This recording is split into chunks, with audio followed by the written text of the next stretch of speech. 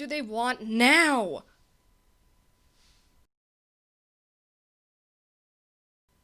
A present?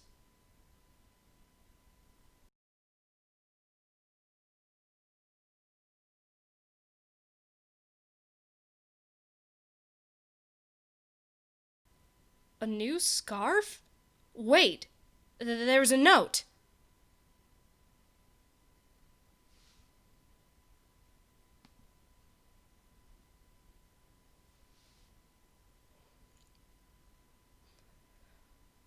Oh, how sweet of him. It's too bad I can't put this on now.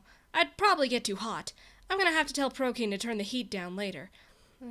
Say, that reminds me of a story I had read before being locked in here, and considering it is Christmas Eve, might as well tell you all about it. The story is called The Family Under the Bridge by Natalie Savage Carlson. Okay, this little story takes place in Paris, France, most likely before the 1960s because of the language in the story and the fact that the book was published in the year 1958. And when I say because of the language, I do not mean the book was written in French. Well, I mean, it might have been, I don't know. I mean that it had some slang words that have a much different meaning nowadays. But we're not here to talk about the language, we're here to talk about this cute little Christmas story. The story, he begins several days before Christmas, and Armand, a hobo in the streets of Paris, is preparing to spend the rest of the holiday under the bridge in town. But when he gets over there, he finds 3 little children and their dog, Jojo. Susie, Paul, and Evelyn Kelsey. I think it's pronounced Kelsey. Armand at first is upset because, for one, he is not a big fan of children, and they were in his usual spot. I mean, I'd be mad too. It's like when you have a seating chart in class and the guy takes your chair, or even when you don't have a seating chart and it's your usual chair, you're like, this is my chair! What the heck? Anyways, moving on. Armand told them that they were in his usual spot, but he knew that they would be separated from their mother if he sent them away. Their mother, Madame Carlson, is a prideful woman, having insisted that the children have nothing to do with the old man. But once she is away, Armand decides to give the children a day of fun, since it's not really fun to be sitting there in the cold under a bridge. Plus, you can get pretty bored in there, because, this was the time before phones. Madame Carlson later told Armand that he had to leave, since while Armand and the children were in the market area, he had them sing Christmas carols in the streets so that he could buy them some food and Christmas treats. Like a nice guy! What a bro! Madame Carlson does not like the idea of her children being reduced to beggars and just sends Armand away, which is, why would you do that? But hey. Anyways, Armand eventually comes back and finds out that some women were talking to the children and were going to get the police to take them away. Because, the children were by themselves and Madame Carlson was off to look for work. Honestly, if you saw 3 children and a dog alone under a bridge, what would you think? Yeah, these women thought Madame Carlson was neglecting the children and wanted to get them to a shelter. And because Armand didn't want the family to be separated, like a bro, he took the children with him to stay with some friends of his, who were gypsies.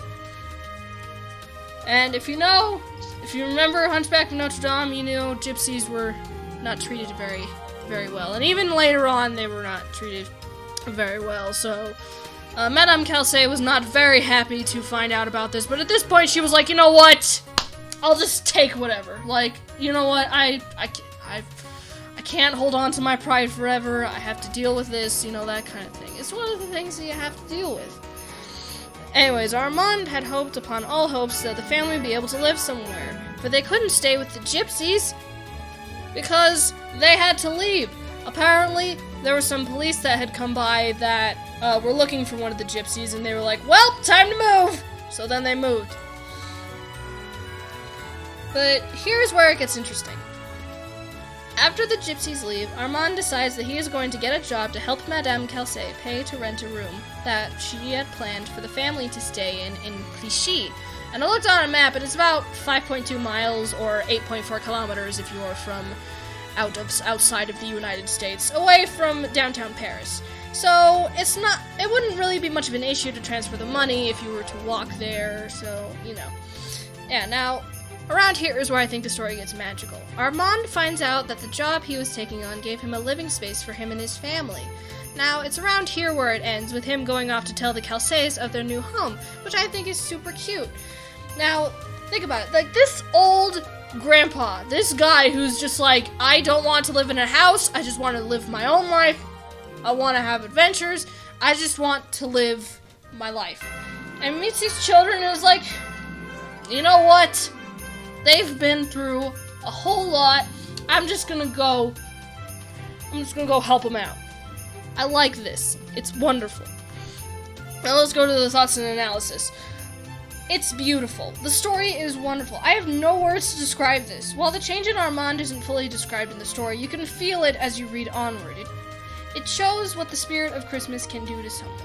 There's even a scene where the children tell Father Christmas, who is actually Armand's friend working in the store, that they want a house instead of toys. You don't see many stories like that. Well, at least I haven't. Maybe I should read a little more.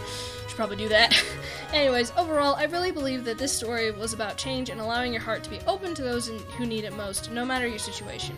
Usually these kinds of stories are about an old rich miser who learns the meaning of Christmas through supernatural visits. But no, this is about a poor man seeking adventure who learns the meaning of Christmas through spending time with the young family, especially the children and their dog. We can't forget about the dog! The dog is important. In the end, it doesn't really matter your position. You should open your heart up to anyone. I'm not crying, you're crying! Anyways, that was The Family Under the Bridge. I hope you will tell this story to your family this Christmas and maybe do something good for someone. Give a present to a loved one. Even something as simple as a hug would do nicely. Anyways, it's time I get back to working on this novel. Merry Christmas, Happy Holidays, and most importantly, Happy Reading! This isn't the usual knock.